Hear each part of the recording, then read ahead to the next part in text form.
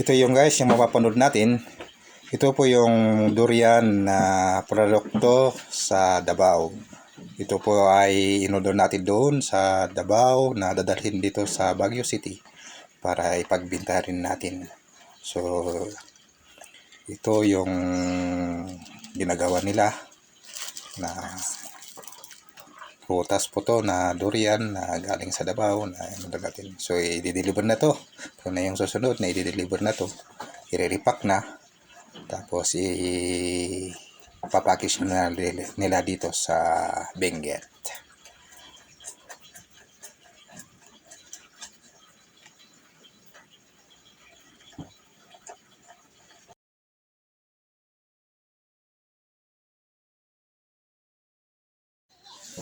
Okay, ito na yung guys. Dumating na yung package natin na galing sa Davao. So, andito yung mga product na galing sa kanila. Itong mangosteen. Saka yung pinagmamalaki nila na durian na produkto nila doon. So, tikman natin yung durian. Kahit hindi kaya yung amoy, pero masarap naman.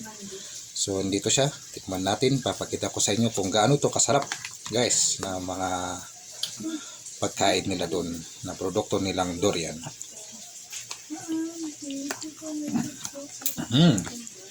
Masarap siya. Parang may lasa na matamis at saka maasim yung amoy, pero may masarap naman ano. At saka hindi lang po yan. So, andito pa yung mangosteen nila na product.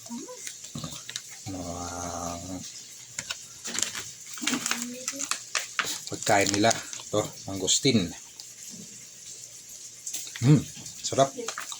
Saka itong Choco Jackfruit Bites. At syempre, yung pinagmamalaki nila doon na Durian Choco Bar. At Langka Bar. So, ito yung mga produkto nila sa Davao na regalo sa atin. So, masarap siya.